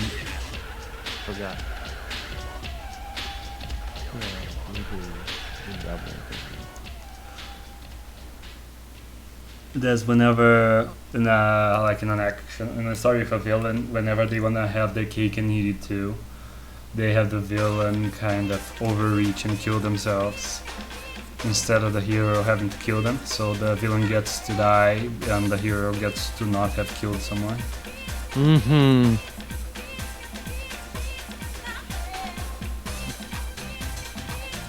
Yeah, indirect. It's a cool thing. I hope it's not too much of a spoiler. I won't get super into stuff about the new Spider-Man, the No Way Home. But the new Spider-Man goes directly against this. He's not like, oh, they're going to die at some point anyway. It's not really your business. And I know I'm going to fix them. I'm going to help villains not die, basically. Bad guys not die. Even though he wouldn't be responsible for their death, he could like wash his hands of their deaths. Mm-hmm. He would be like even less directly related than this situation. But he's like, no, there's got to be a way to, help these guys not end up dead, even if they are the ones going this way. Yeah, because I don't believe in. Since I'm not the one causing the death, I'm not responsible for it. If you could avoid it, so you could make it not happen. It's possible. I guess You're it's actively not like not doing, right? It's not, yeah, but it's not an active not doing because in like the Green Goblin's case, Yeah. like Spider-Man never had the chance to save him, and in this one, it's like he had no confirmation that it was possible to save him, and it was putting himself and a lot of other people at great risk by trying. Yeah, and the Green Goblin was kind of overpowering him for most of the fight, I guess. Yeah, So no, he never had like a second to, save Yeah. him at the point. But it's like, it's not convenience for him that, oh, I can say I didn't do it. It's like narrative convenience. He's put in a situation where he absolutely could not have saved him. But the narrative wants to have the catharsis of Batman die without the character you're projecting yourself onto having to kill them, which would make it sad.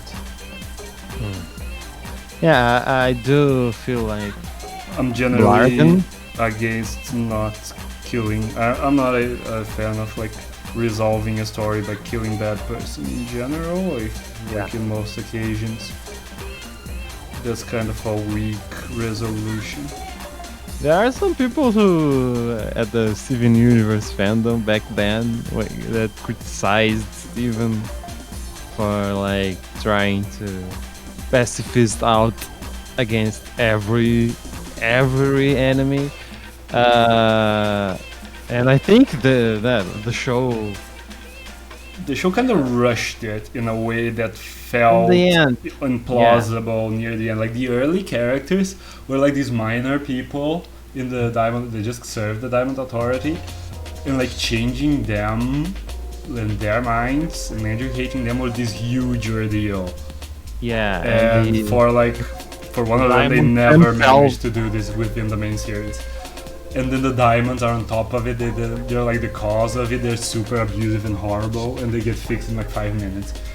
yeah, that's kind of rushed.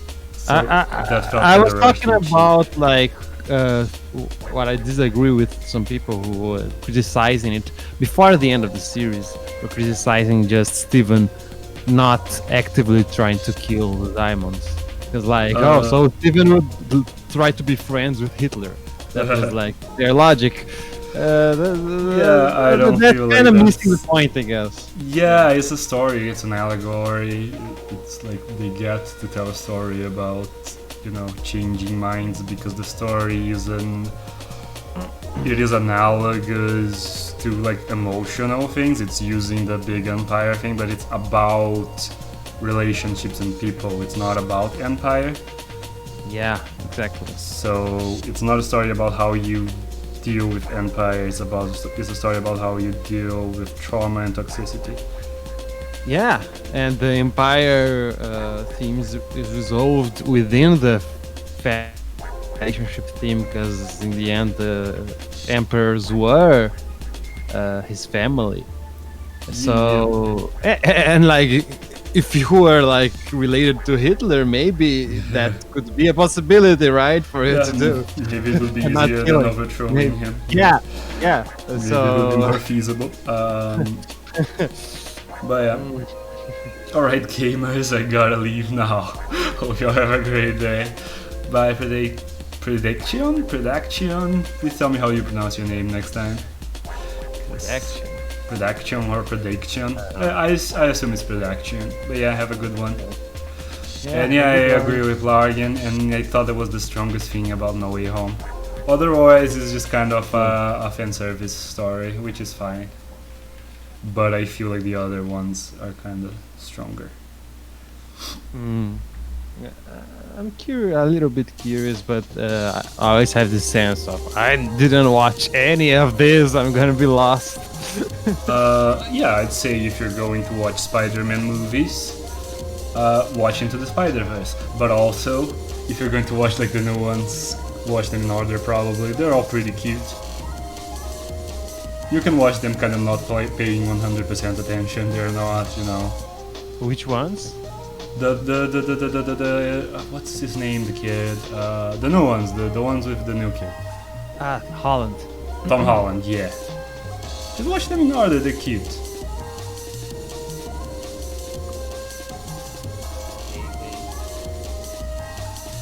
It's the kind of Yeah, stuff you can have on, But don't I have to watch the Andrew Garfield ones? No, absolutely. I never watched the Andrew Garfield ones. Okay. So that's fine.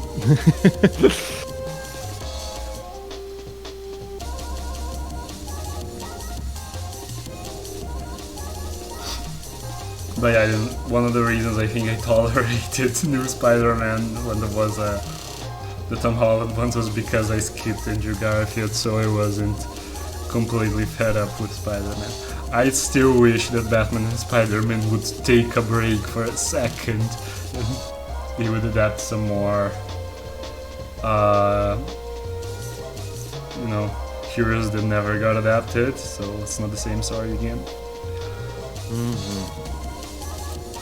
But at least they didn't rehash stuff with the new ones. The Tom Holland ones have no origin of Spider-Man, no Uncle Ben. They weren't just redoing no Osborns.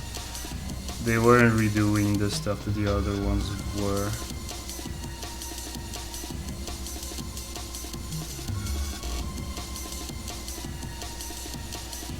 That's a good thing. Yeah. Because also a new era of media, right? Once upon a time, if you were doing new movies, it was like, oh, people probably never watched the other ones, and they wouldn't have access to, to know about the stuff, so we need to reintroduce everything.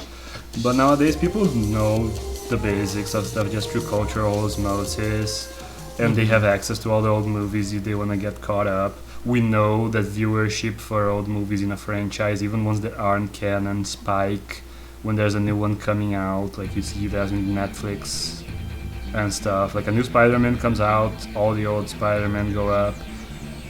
A new anything comes out and people watch the older versions, even if it isn't relevant. Yeah, Netflix tends to now that's a new movie coming on, they put movies related to it, like old Spider-Man stuff. Yeah, they learned about it, and they actively recommend it and stuff. So yeah, you don't need to tell people again, and especially with stuff like Batman and Spider-Man, everybody knows their origin stories. You can have never watched a Batman movie and you already know his origin story. Yep. But there are a bunch of movies that before you watch it, you know a lot of scenes from them.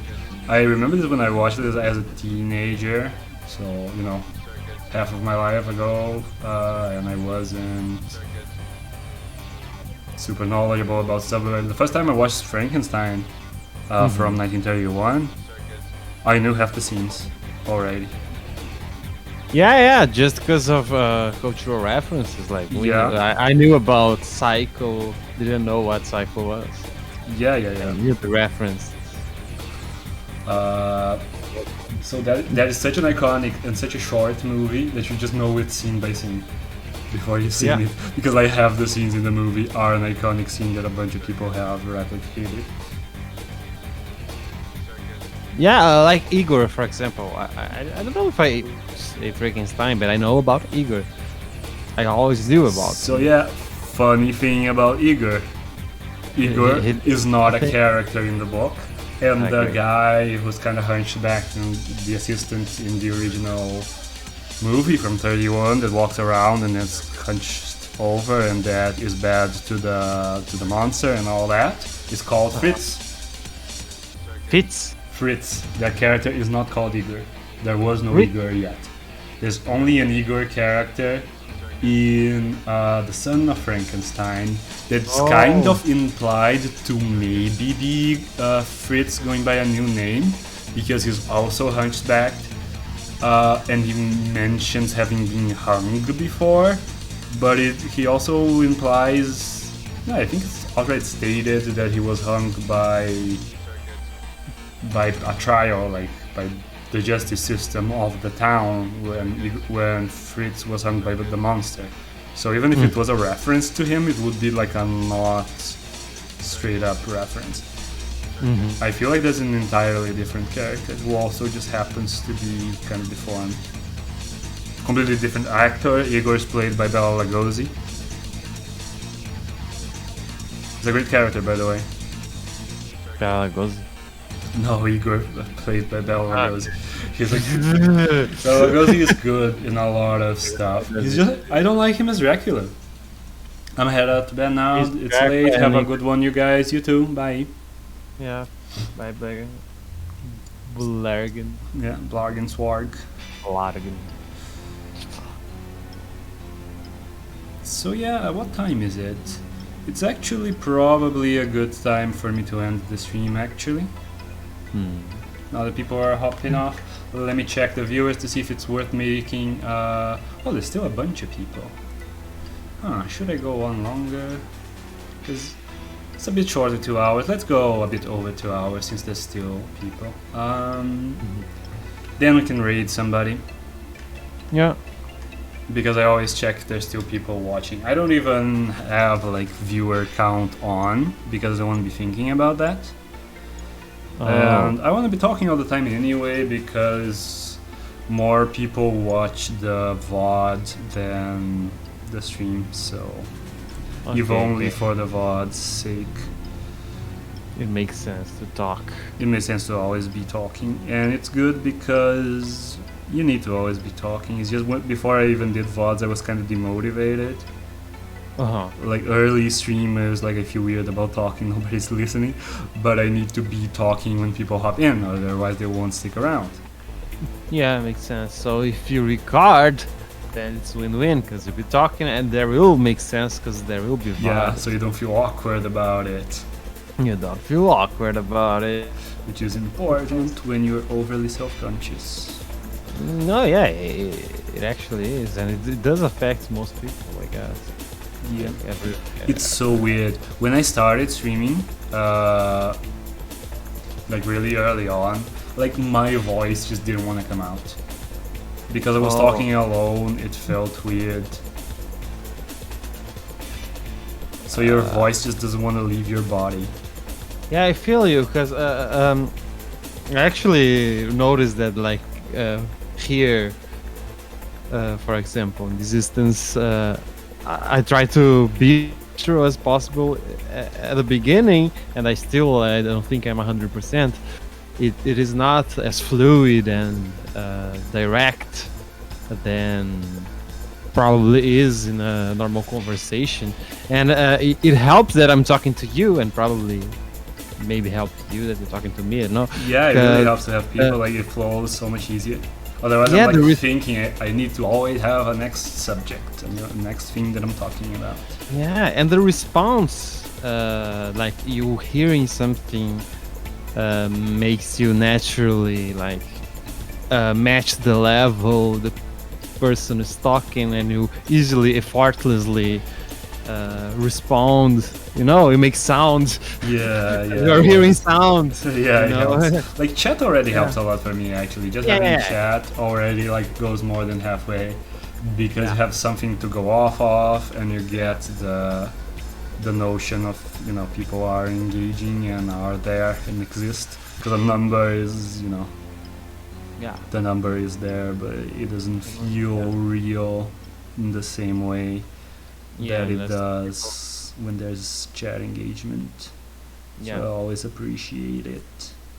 And you are getting practice of trying to pick up more. So yeah, it all come together, I guess. And there is only one more person, I guess, because I am the one of the two who are online. Really? People dropped off when I said that? Oh yeah, right.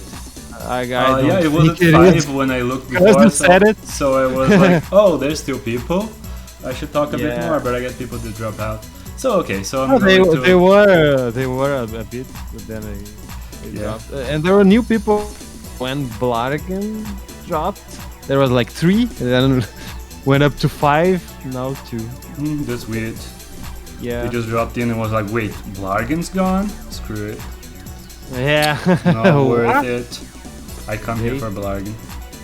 Yeah. I don't care about you. No, that's cool. I'm gonna draw this hand, then it will be like 2 hours flat, and we can call it a day. Because I try to do around 2 hours. I have to do something. Yeah, someone not on. I have to do something I didn't do. What's up? Wow. Oh no, I know what you're doing. yeah. Did Oh, you? thanks. Okay. I didn't think that was what you were going to do. Haha! Surprise! What do you think I was going to do? I'm not gonna tell you or you do it. Oh no! What should I do? I wanna finish this hand. I tell you. I won't realize what it is. I hope you don't figure it out by the time I finish this hand and it's 2 hours. No! Idea. Haha! Oh no. Okay, then I have a toy, right? Right? No, I can have a toy now in your. Oh, yeah. I thought you were starting a conversation about your newest butt plug or something. Oh no. No, that's not what I'm talking about. Okay, you can talk about that off stream then. Yeah, exactly. We Cool. start the other stream. No. Yeah, no, but plugs apart.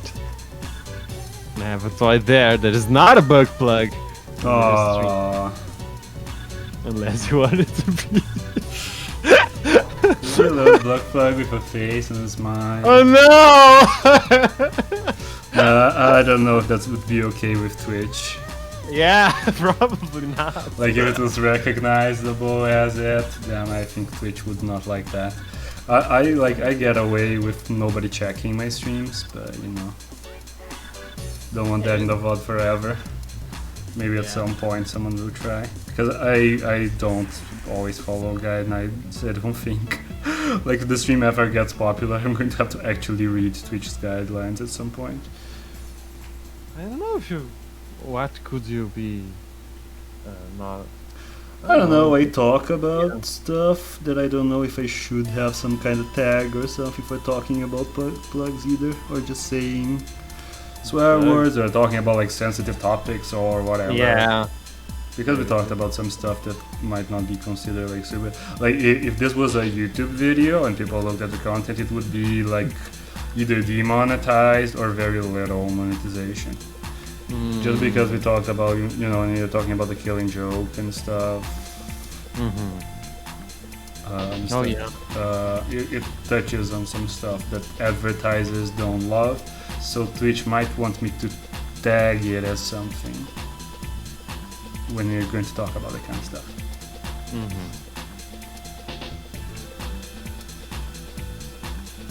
Yeah. Like when I upload to YouTube, I don't check the thing like, oh, this has explicit content, but I do check the thing as, you know, this video is not for kids. But I think that would be, you know, to flat out put it in YouTube Kids, which means, you know, you can have inappropriate stuff. You can just have like Spider-Man getting Elsa pregnant, then injecting her with a little injection. Oh. You know, kids stuff. Yeah. That's baby stuff. Yeah, Yeah. get it. BoJack Man. You know, that kind of wholesome content's not really what I do. And the good family stuff, like I pranked my girlfriend by pretending her I died. Or, you know, ordering cursed potions from the dark web, drinking them, becoming a monster. Drinking bath water from Bowser Queen. On Queen. Yeah, I don't know, that's Family content. family content. You know there was a girl selling her farts? Yeah, so people were talking about it, I guess. Then she was admitted to the hospital because she was eating too much, like gas-inducing foods. You know, at least she was, you know, doing it for real, right? Yeah! Which seems pretty unnecessary. I'm pretty sure it's going kinda to proved- break down and not really smell like anything by the time it arrives to people. No, she actually tried. Yeah, she was putting work into it. Putting an effort. That's all that matters. Yeah. That's what makes it legit. Right. Yeah. Well, Sad let me fuck. leaving. I guess she was in like a reality show or something once. Okay. It was like something Days Fiancé or something, and then she became. Oh, like, there's a lot of those. And then she became like I don't know if a YouTuber or some kind of streamer, and then she was farting in jars. You know, the regular career path. in the Yeah, 21st celebrities. century. Celebrity slash content creator. Yeah, Personality slash content Yeah. creator, actually. I love our like super capitalistic names for stuff. People are like content creator and influencer. Yeah. It's like it's so based on like the market impact of your existence and not like what is completely neutral as to what you even do. It's based on the how you engage with the monetization aspect of it. Exactly. So yeah, this is 2 hours, so I'm going to call this a stream. Thank you everyone for watching, although people who are watching live dropped out. So thank you everyone for watching the VODs. You guys and girls and folks. See y'all around. Bye.